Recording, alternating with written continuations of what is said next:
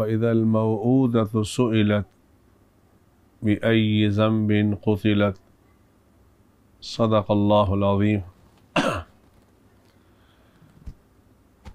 آج میرے جی میں آیا کہ آپ کے سامنے تربیت اولاد کے متعلق کچھ معروضات بیان کر سکوں۔ آج کل ہر آدمی اپنی اولاد کے متعلق ٹینشن کے اندر مبتلا ہے، اور کئی حضرات تشریف بھی لاتے ہیں اور کہتے ہیں کہ مولانا ہماری اولاد میں یہ خامی پائی جا رہی ہے، نماز کے قریب نہیں آتے، دین کی بات سننے کے لیے تیار نہیں ہیں، ماں باپ کے نافرمان ہو چکے ہیں۔ مولانا کوئی ایسا وظیفہ بیان کیجئے یا ایسا کوئی تعویذ دیجئے تاکہ ہماری اولاد صحیح راستے پہ آ جائے۔ تو میرے جی میں آیا کہ آپ کے سامنے اس موضوع پہ کچھ معروضات پیش کر سکوں۔ جس آیت کی میں نے آپ کے سامنے تلاوت کی ہے، وَإِذَا الْمَوْءُودَةُ سُئِلَتْ بِأَيِّ ذَنبٍ قُتِلَتْ، جس کا معنی یہ ہے کہ قیامت کے دن جب زندہ درگور لڑکی سے پوچھا جائے گا کس گناہ کی وجہ سے تجھے زندہ درگور کیا گیا۔ قیامت کے دن جب زندہ درگور لڑکی سے پوچھا جائے گا کہ تجھے کس گناہ کی وجہ سے زندہ درگور کیا گیا۔ یہ مسئلہ بتاتا جاؤں، رسول اکرم صلی اللہ علیہ وآلہ وسلم کے آنے سے پہلے زمانہ جاہلیت میں یہ رسم تھی کہ وہ اپنے بچیوں کو زندہ درگور کیا کرتے تھے، اس عار کی وجہ سے تاکہ کوئی ہمارا داماد نہ بن سکے، بچیوں کو زندہ درگور کیا جاتا تھا۔ رسول اکرم صلی اللہ علیہ وآلہ وسلم پر قربان جاؤں، آپ علیہ الصلاۃ والسلام جب تشریف لائے تو زمانہ جاہلیت کی رسم کو امام الانبیاء علیہ الصلاۃ والسلام نے ختم فرما دیا۔ رسول اکرم صلی اللہ علیہ وآلہ وسلم نے اس خاتون کا جو مقام بیان فرمایا اور اسلام میں اس کا جو مقام ہے، اس سے پہلے زمانہ جاہلیت میں عورت کا وہ مقام نہیں تھا جو رسول اکرم صلی اللہ علیہ وآلہ وسلم کی شریعت میں ہے۔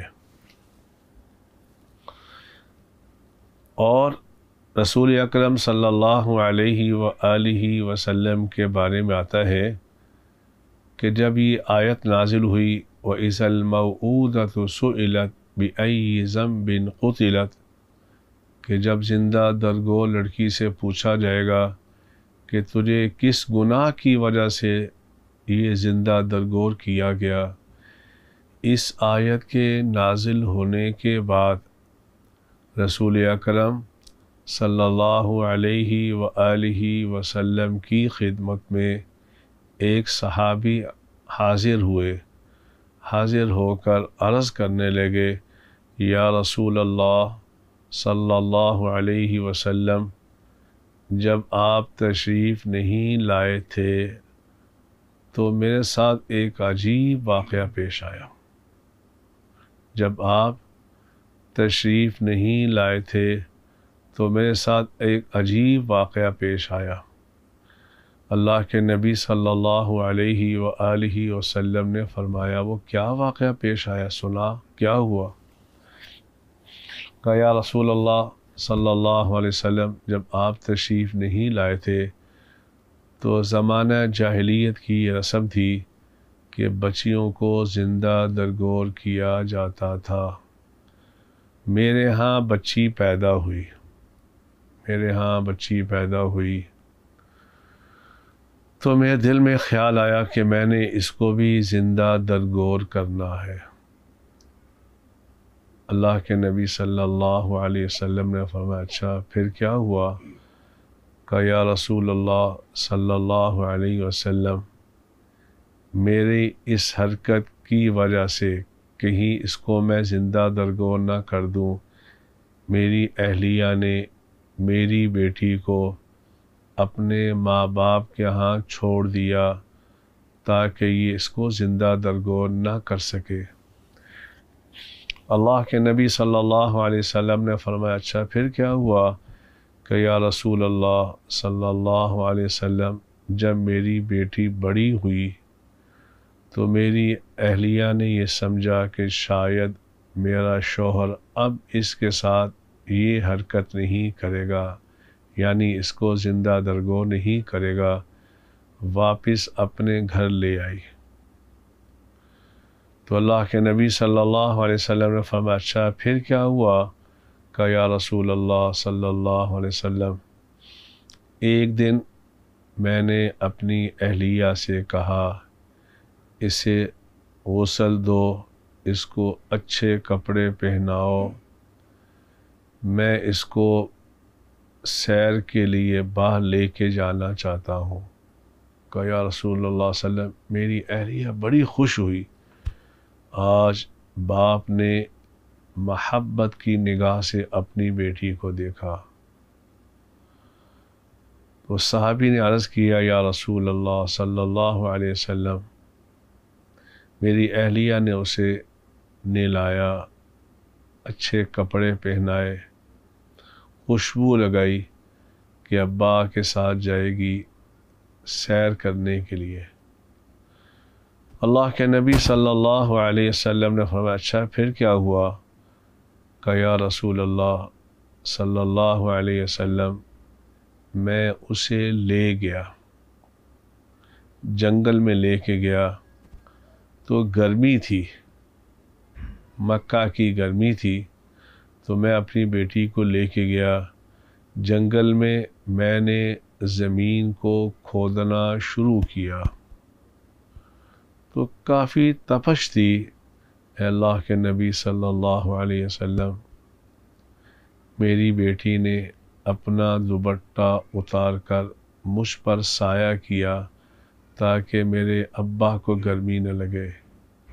حدیث میں آتا ہے حضور نے فرمایا اچھا پھر کیا ہوا؟ حضور کا چہرہ انور کا رنگ تبدیل ہو رہا تھا غصے کی وجہ سے۔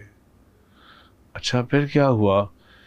کہ یا رسول اللہ صلی اللہ علیہ وسلم، میں نے جب کافی گڑھا کھود لیا تو میری بیٹی پوچھنے لگی ابا یہ کیا کرنے لگے ہیں؟ تو میں نے کہا بیٹی میں تجھے زندہ درگور کرنے لگا ہوں، اس لیے تجھے لے کے آیا ہوں اور یہ گڑھا کھود رہا ہوں، تیری زندگی ختم کرنے کے لیے یہاں آیا ہوں۔ حدیث میں آتا ہے رسول اکرم صلی اللہ علیہ وسلم کی آواز مبارک میں ایک جلال آیا، پھر کیا ہوا؟ کہ یا رسول اللہ صلی اللہ علیہ وسلم، میری بیٹی نے میرا یہ جواب سن کر ایک چیخ ماری، کہا ابا اللہ کی قسم ساری زندگی تجھ سے کھانے کے لیے نہیں مانگوں گی، پہننے کے لیے کچھ نہیں مانگوں گی، دیکھنا میری عمر کو ایسے ضائع نہ کر دینا، مجھے زندہ درگور نہ کرنا۔ اللہ کے نبی صلی اللہ علیہ وسلم نے اچھا پھر کیا ہوا؟ پھر تو نے کیا کیا؟ کہ یا رسول اللہ صلی اللہ علیہ وسلم، اس کی چیخ کے باوجود میں نے اسے زندہ درگور کر دیا۔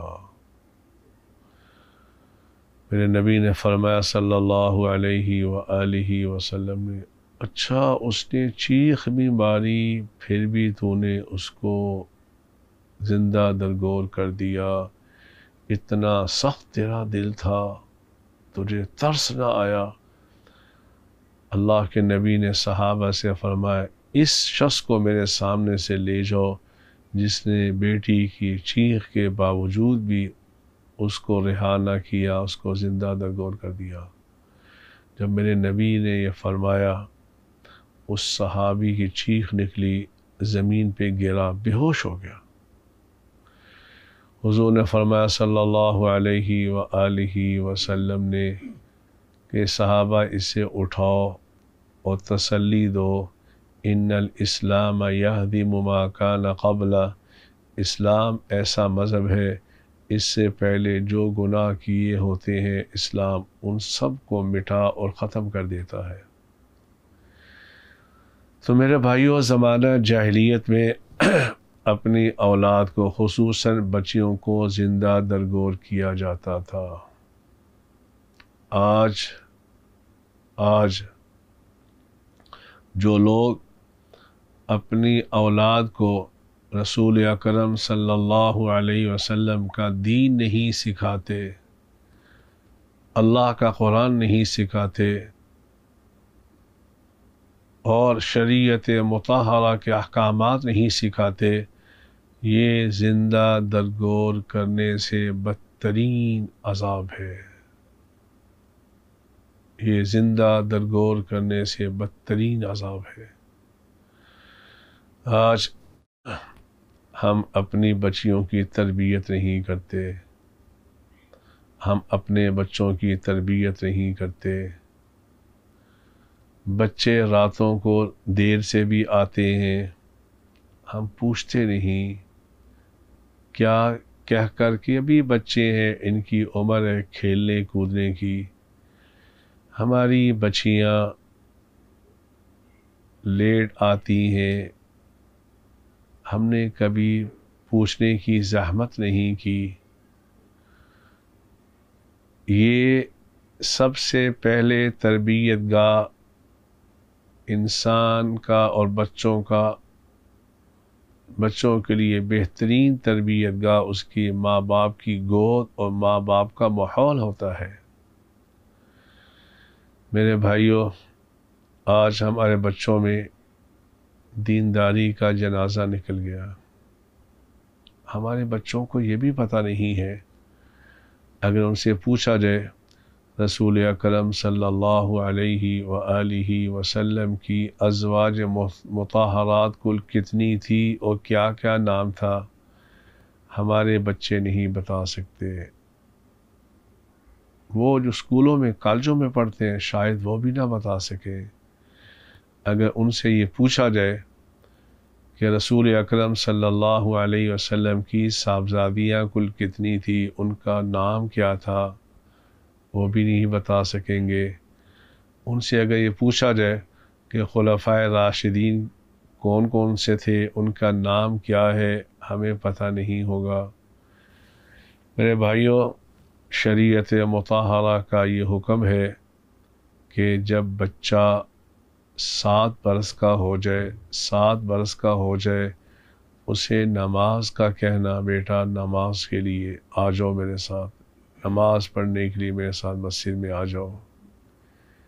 یہی وجہ ہے شریعت مطہرہ نے حکم یہی دیا ہے کہ ہمیں چاہیے سنتیں، نوافل ہمیں گھروں میں ادا کرنے چاہیے، فرائض مساجد کے اندر اور سنن اور نوافل گھروں کے اندر ادا کرنے چاہیے۔ کیوں؟ تاکہ ہماری اس عبادت کو ہمارے بچے دیکھیں گے اور یہ سمجھ لیں گے کہ یہ بھی ایک عبادت کا طریقہ ہے۔ آج تو ہم خود نماز ہی نہیں پڑھتے، جھوٹ بولتے ہیں۔ تو جب 7 برس کا بچہ ہو جائے اس کو نماز کا حکم کرو، نماز کا حکم کرو، اور جب 10 سال کا ہو جائے تو اگر وہ نماز نہ پڑھے تو چھوٹی موٹی تنبیہ بھی کی جا سکتی ہے کہ بیٹا تو نے نماز کیوں چھوڑی ہے، نماز کیوں چھوڑی ہے۔ اس لیے بچوں کی تربیت کرنا یہ ماں باپ کی ذمہ داری ہے۔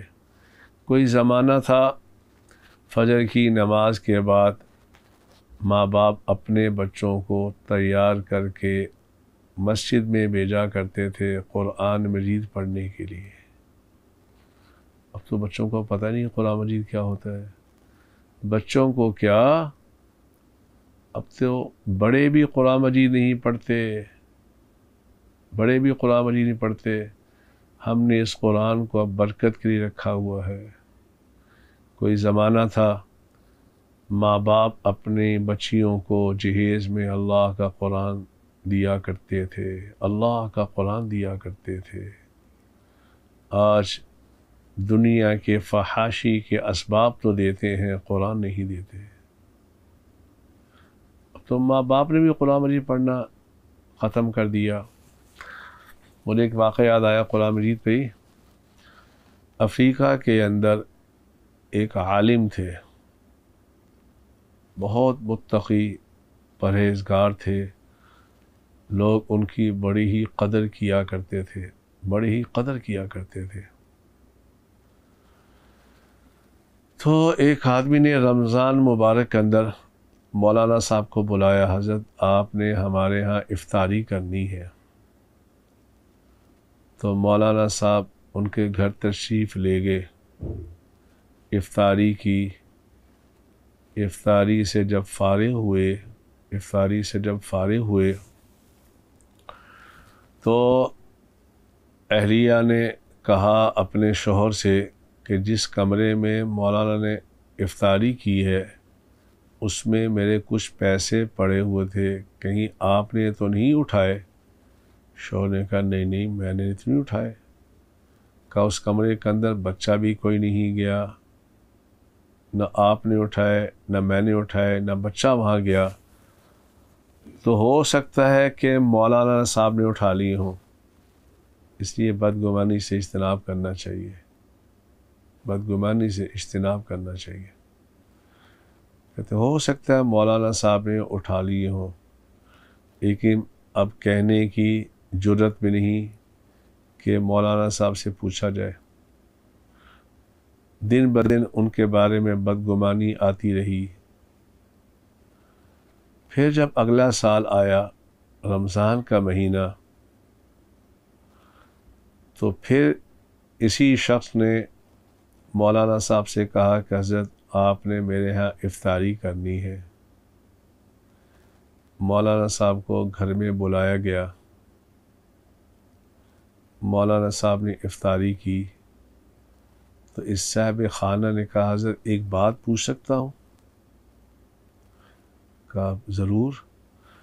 کہا پچھلے سال آپ تشریف لائے تھے تو ہمارے یہاں پیسے پڑے ہوئے تھے،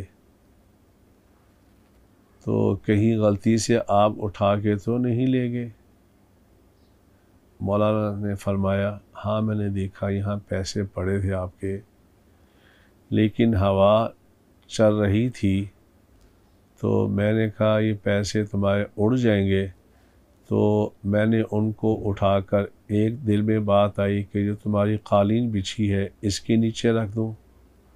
میں نے کہا کہ یہاں رکھے تو پتہ نہیں سال کے بعد قالین اٹھائیں گے تب ملیں گے، تو میں نے یہ کیا کہ سامنے قرآن مجید پڑا ہوا تھا، میں نے وہ پیسے قرآن مجید کے اندر رکھ دیے۔ تو مولانا صاحب نے فرمایا اس صاحب خانہ سے اچھا وہ جو قرآن مجید پڑا ہوا اس کو اٹھا کے لاؤ۔ جب اٹھا کے لایا گیا قرآن مجید کو، دیکھا اس میں پیسے پڑے ہوئے تھے۔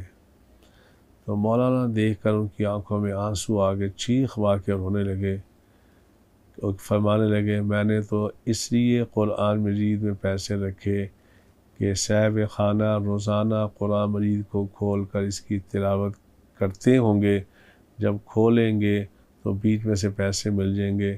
مجھے کیا پتہ ہے کہ یہاں بھی قرآن کی باری سال کے بعد آتی ہے۔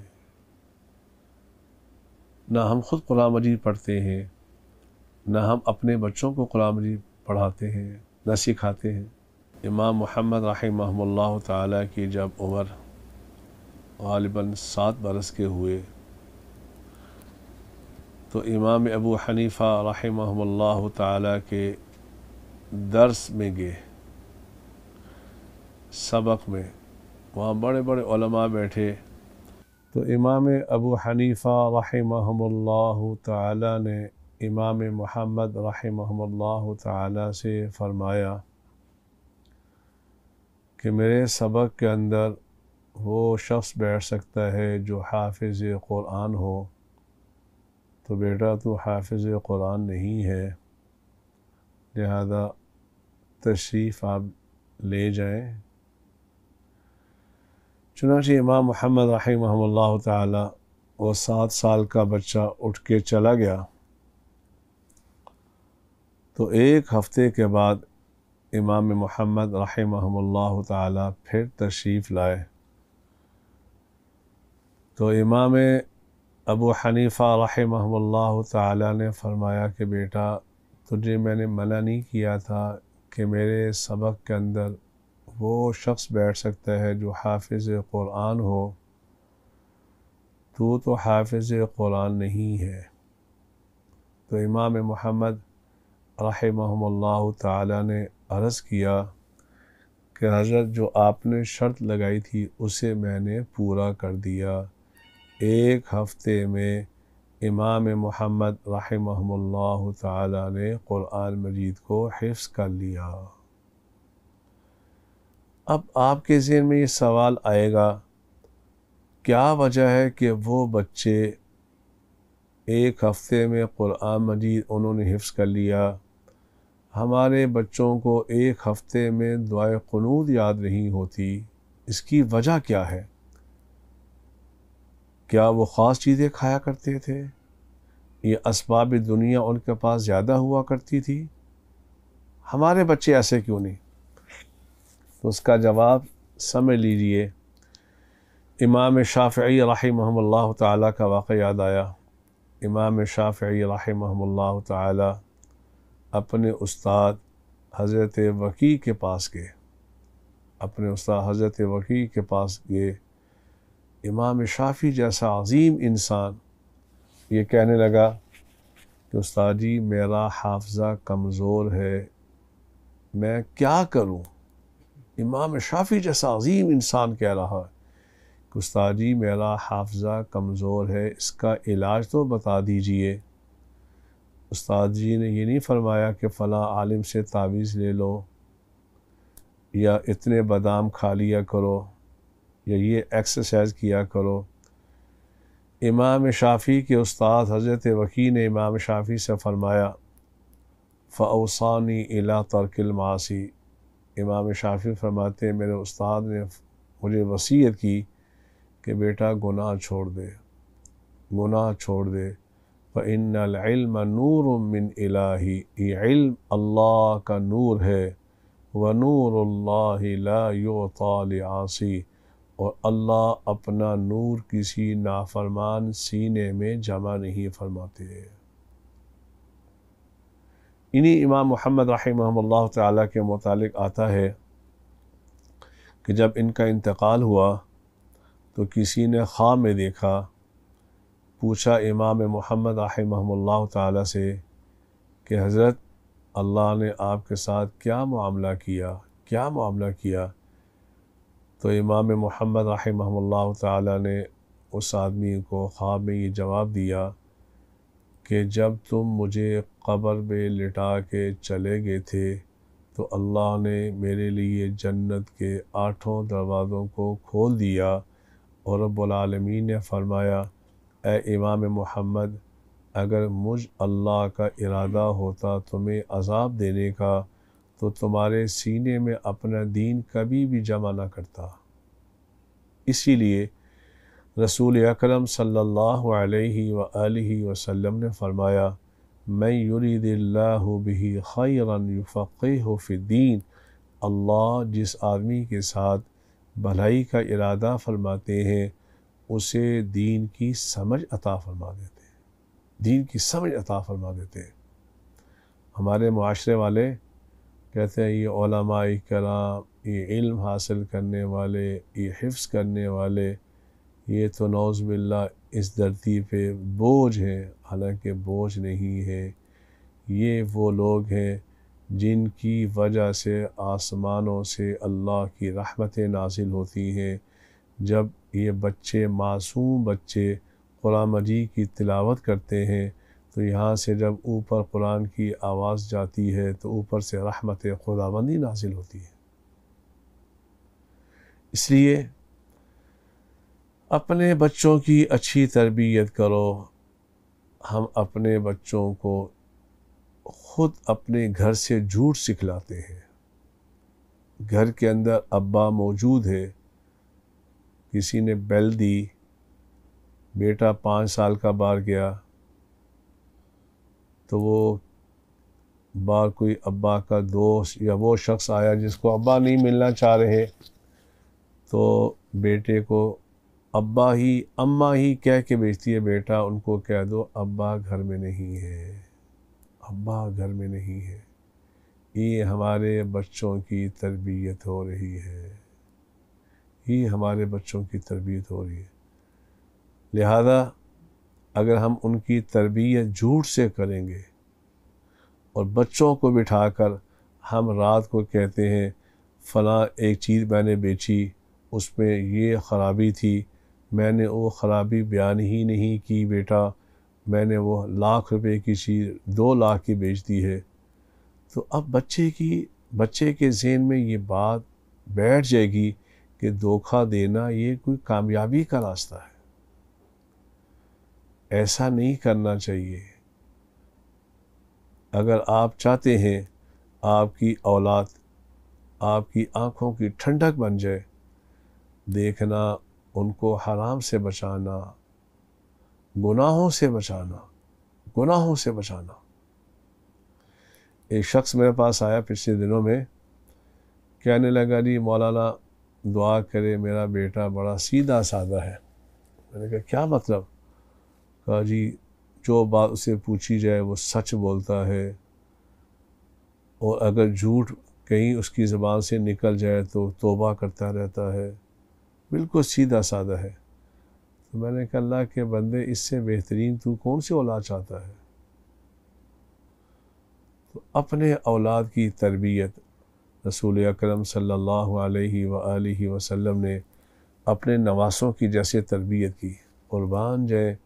غالباً حسن ابن علی رضی اللہ تعالیٰ عنہ چھوٹے سے تھے، اپنے نانا کی گود میں بیٹھے ہوئے تھے، تو کوئی آدمی مدینہ منورہ میں صدقات کی کھجوریں لے کے آیا، صدقے کی کھجوریں لے کے آیا، تو بچوں کی عادت ہوتی ہے جو بھی چیز کھانے کی اس کو اٹھا کے منہ میں ڈالنے کی کوشش کرتے ہیں۔ تو حضرت حسن بن علی نے وہ کھجور اٹھا کے منہ کی طرف لے کے گئے، گویا کہ منہ میں ڈال دی۔ میرے نبی نے فوراً اپنی انگلی مبارک حضرت حسن کے منہ میں ڈال کر باہر نکال کر کھجور، فرمایا اے میرے بیٹے، یہ صدقات ہیں، یہ سیدوں کے لیے کھانا جائز نہیں ہے۔ یہ ہے بچوں کی تربیت میرے بھائیوں، یہ ہے بچوں کی تربیت۔ آج ہم اپنی اولاد کو وقت نہیں دیتے، اپنی اولاد کو وقت نہیں دیتے، جن کی خاطر ہم گرمی بھی برداشت کرتے ہیں، سفر کی مشقت بھی برداشت کرتے ہیں، سردی بھی برداشت کرتے ہیں، لیکن تربیت کے لیے ان کو وقت نہیں دیتے۔ یہ اولاد کے ساتھ زیادتی ہے، اولاد کے ساتھ زیادتی ہے، اور بچوں کے ساتھ بھی زیادتی کی جا رہی ہے کہ بچوں کو ہم اتنا وقت نہیں دیتے جس میں بچے کھیل سکیں، اب اسی لیے شریعت مطہرہ نے جب بچہ 7 برس کا ہو تب کہا اس کو نماز کا حکم دو، اس سے پہلے بچے کو کسی بھی عبادت کا حکم نہیں دیا گیا۔ ہمیں چاہیے اپنے بچوں کی خوب تربیت کریں، خوب تربیت کریں۔ اگر یہ چاہتے ہیں کہ جب دنیا سے جانے کی ہماری باری ہو، اللہ سب نے جانا ہے، جب دنیا سے جانے کی باری ہو، ہمارا جنازہ تیار ہو، تو ہمیں مولانا صاحب کا انتظار نہ کرنا پڑے، خطیب صاحب کا انتظار نہ کرنا پڑے۔ ہمارا وہ بیٹا جس کی ہم نے صحیح تربیت کی ہو، جس کو ہم نے دین سکھایا ہو، جب وہ آگے بڑھے گا، جب وہ آگے بڑھے گا، وہ جب کہے گا نا اللہم اغفر لحینا و میتنا، اللہ کی قسم یہ الفاظ اس کی زبان کی حد تک محدود نہیں ہوں گے، اس کا دل بھی اندر سے رو رہا ہوگا، اس کے جسم کا ایک ایک بال کھڑا ہو جائے گا یہ کہتے ہوئے اللہم اغفر لحینا و میتنا۔ اس کو پتہ ہے کہ میرے باپ کا جنازہ ہے، اس کی وہ جس کیفیت سے وہ پڑھے گا، اللہ ایسی کیفیت کو رد نہیں فرمائے گا۔ یہ کب ہو سکتا ہے؟ جب ہم نے ان کو دین سکھایا ہو۔ تو یہ جو میں نے آیت پڑھی نا وَإِذَا الْمَوْءُودَةُ سُئِلَتْ، جب زندہ درگو لڑکی سے پوچھا جائے گا، وہ زمانہ جاہلیت میں رسم تھی، آج اس سے بڑا گناہ ہے کہ اپنی اولاد کو دین نہ سکھانا، بے دین بنا دینا، یہ زندہ درگور کرنے سے بدترین عذاب ہے۔ ہم یہ تو سوچتے ہیں ہمارے مرنے کے بعد ہماری اولاد کا کیا بنے گا؟ کبھی یہ سوچا ہے کہ اولاد کے مرنے کے بعد اولاد کا کیا بنے گا؟ آخرت میں اللہ کو کیا جواب دیں گے؟ یہی وجہ ہے امام شافعی رحمہ اللہ تعالی نے فرمایا کہ دفنانے کے بعد اتنی دیر قبر پہ کھڑا ہونا چاہیے جتنی دیر میں اونٹ ذبح ہو کر اس کا گوشت تقسیم کیا جاتا ہے۔ امام شافعی رحمہ اللہ تو اس کے قائل ہیں کہ پورا قرآن مجید پڑھنا مستحب ہے دفنانے کے بعد۔ کون پڑھے؟ بیٹا پڑھے۔ یہ جو کرائے کے مولوی صاحب کو لے کے آتے ہیں، وہ پیسے لے کے چلے جاتے ہیں، اس کا کوئی فائدہ نہیں ہے۔ یہ کب ہو سکتا ہے؟ جب ہم نے اپنے بیٹے کو قرآن سکھایا ہو، ورنہ پھر وہی کیفیت ہوگی۔ اسی لاہور کے اندر ایک جنازہ موجود تھا، صفیں بندھی ہوئی تھی، امام صاحب جنازہ پڑھانے کے لیے تیار کھڑے تھے، تو میت کے دو بیٹے چارپائی کے ساتھ کھڑے ہو کر قہقہ لگا کر سگرٹ پی رہے تھے۔ کسی نے کہا کہ اللہ کے بندو، اور باپ کا جنازہ ہے، جنازہ تو پڑھ لو، تم قہقے لگا رہے ہو، سگرٹ پی رہے ہو۔ تو ان بچوں نے کیا کہا کہ اس بد نصیب باپ نے ہمیں جنازہ سکھایا ہی نہیں ہے کہ جنازہ کیا ہوتا ہے۔ اس لیے میرے بھائیوں، یہ دنیا آنے جانے والی چیز ہے، یہ 60-70 سالہ مستقبل کو مستقبل نہیں ہے۔ اگر اوسطاً عمر آج کل 60 سال کسی کو ملتی ہے، 30 سال تو ہم نے سو کے گزار دیے، کوئی سال تو ہم نے بچپن میں گزار دیے، چند سال تو ہم نے تعلیم حاصل کرنے میں گزار دیے، باقی بچتے ہیں 5-6 سال ہی۔ 5-6 سال کا کوئی مستقبل ہوتا ہے؟ یہ کوئی مستقبل نہیں ہے۔ مستقبل وہ زندگی ہے جو کبھی ختم ہونے والی نہیں۔ امام غزالی رحمہ اللہ تعالی سے کسی نے پوچھا حضرت آخرت کی زندگی کتنی لمبی ہے؟ تو امام غزالی نے فرمایا زمین سے آسمان تک اس پورے خلا کو رائی کے دانوں کے ساتھ بھر دیا جائے، رائی کے دانوں کے ساتھ بھر دیا جائے، 1 ارب سال کے بعد ایک پرندہ آئے، ایک دانہ کھا کے چلا جائے، ان دانوں کا ختم ہونا ممکن ہے، آخرت کی زندگی ختم ہونا پھر بھی ناممکن ہے۔ اس لیے اپنی اولاد کی اچھی تربیت کرو، ان کو سچ سکھاؤ، اچھے اخلاق سکھاؤ، اچھے اخلاق سکھاؤ۔ جب اللہ کے راستے میں دینے کی باری آئے، کبھی کبھار اپنے بچوں کو وہ حضرات جو جھگیوں میں رہتے ہیں، ہماری طرح کے انسان ہیں، ان کے پاس لے کے جایا کرو، اپنے اولاد کے ہاتھوں ان کو صدقات، ان کی مدد کیا کرو، تاکہ ہماری اولاد کو پتہ چلے کہ اللہ کے راستے میں خرچ کرنا بھی کوئی کام ہے۔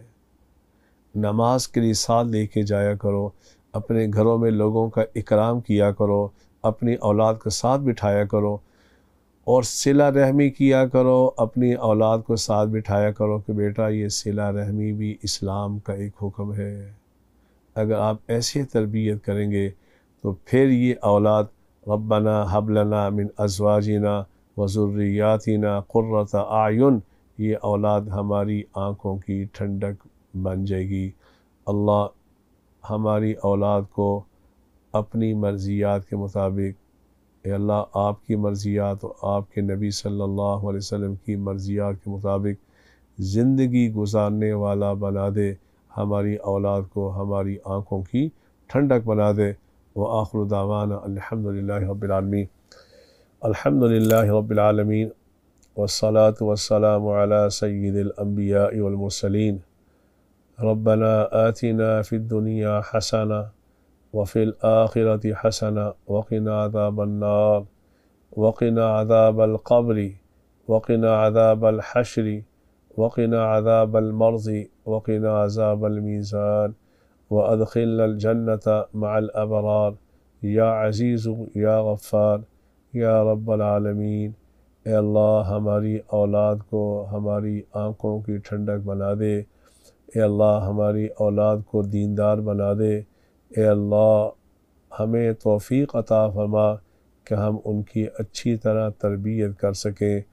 اے اللہ اب رمضان ختم ہونے کو ہے، آج 27واں روزہ جا رہا ہے، اے اللہ تو ہمارے روزوں کو قبول فرما لے، ہماری تراویح کو قبول فرما لے۔ اے اللہ جیسے تیری شان تھی ہم نے ویسے عبادت نہیں کی، اے اللہ ہمیں معاف فرما دے، ہمیں معاف فرما دے، ہمیں معاف فرما دے۔ اے اللہ اس رمضان کے مبارک ساعات کی طفیل اور کشمیر کے مظلوم مسلمانوں کی مدد فرما دے۔ اے اللہ آج ہم پاکستان میں خوشیاں منا رہے ہیں عید کی، اے اللہ وہاں کئی بچے بھی ہوں گے، کئی بچیاں بھی ہوں گی جو بھوک کی وجہ سے تڑپ تڑپ کے مر چکی ہوں گی، اے اللہ کئی مہینوں سے وہ محبوس ہیں، قید میں ہیں، اے اللہ تیرے علاوہ کوئی بھی مددگار نہیں۔ اے اللہ اس ظالم مودی کو تباہ فرما دے، اس نے ہماری بہنوں کی عزت، ہماری بیٹیوں کی عزت کو اچھالا۔ ربا تیری پکڑ بڑی سخت ہے، تو نے فرعون جیسے ظالم کو ذلیل کر دیا، نمرود کو ذلیل کر دیا۔ ربا یہ مودی تیرے سامنے کچھ نہیں ہے، اسے بھی عبرت کا نشانہ بنا دے۔ اے اللہ ہمارے ملک کے پاکستان کی افواج کی حفاظت فرما، اے اللہ وہ پاکستانی سرحدوں پہ پہرا دے رہے ہیں، اے اللہ ان کی حفاظت فرما۔ اے اللہ جو اس ملک کے ساتھ مخلص ہیں ان کی مدد فرما، اے اللہ جو اس ملک کو توڑنا چاہتے ہیں، اے اللہ تو نے تباہ فرما، تو نے تباہ فرما، تو نے تباہ فرما۔ اے اللہ اس ملک سے سود کی لعنت کو ختم فرما، اے اللہ بے حیائی کی لعنت کو ختم فرما۔ اے اللہ جو حضرات پریشان حال ہیں، ربا تو سب کی مشکلات کو حل فرما، سب کی مشکلات کو حل فرما۔ اے اللہ کرونا کی وبا کے اندر جتنے بھی دنیا میں انسان اس مرض کے اندر مبتلا ہو چکے ہیں، ربا وہ تیری مخلوق ہے، سب کو شفا عطا فرما، سب کو شفا عطا فرما۔ اے اللہ ہمارے کئی تبلیغی ساتھی اس مرض کے اندر مبتلا ہو چکے ہیں، اے اللہ تیرے دین کی سربلندی کے لیے انہوں نے اپنے گھروں کو چھوڑا، اس مرض میں مبتلا ہو گئے، اے اللہ انہیں شفا عطا فرما، انہیں شفا عطا فرما۔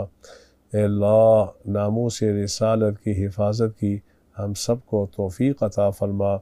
اے اللہ حکومت والوں کو بھی توفیق عطا فرما کہ تیرے نبی صلی اللہ علیہ وسلم کی ناموس کی حفاظت کے لیے وہ اپنے جان مال سب کچھ لگا دے۔ اے اللہ ہمیں مانگنا نہیں آتا، بن مانگے عطا فرما دے، بن مانگے عطا فرما دے۔ اے اللہ تمام مرحومین کی بخشش فرما، تمام مرحومین کی بخشش فرما، تمام بیماروں کو صحت کاملہ عاجلہ مستمرہ نصیب فرما۔ اے اللہ اس ملک پاکستان کو امن کا، ہدایت کا، محبت کا مرکز بنا دے۔ اے اللہ اس کے رہنے والوں کو محبت کی عظیم نعمت عطا فرما دے۔ اے اللہ یہاں سے دہشت گردی کی لعنت کو ختم فرما۔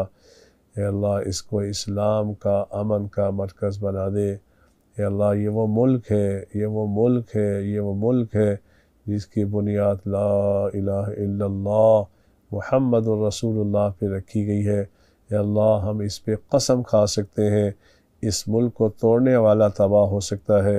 اے اللہ اس کی تا قیام قیامت اس کی حفاظت فرما۔ اے اللہ ہمارے حرمین شریفین کی حفاظت فرما۔ اے اللہ وہ مکہ المکرمہ جہاں 29ویں رات کو لاکھوں انسانوں کا ایک سمندر ہوتا تھا، آج وہ ویران جگہ پڑی ہوئی ہے۔ مسجد نبی کی وہ سرزمین جہاں لاکھوں انسان ختم قرآن کی تقریب میں شریک ہوا کرتے تھے، آج وہ بھی ویران ہے۔ اے اللہ ہمارے حرمین کی حفاظت فرما۔ اے اللہ حج اور عمرے میں آسانی فرما۔ وصلی اللہ تعالی علی خیر خلقہ محمد وعلی آلہ واصحابہ اجمعین برحمتک۔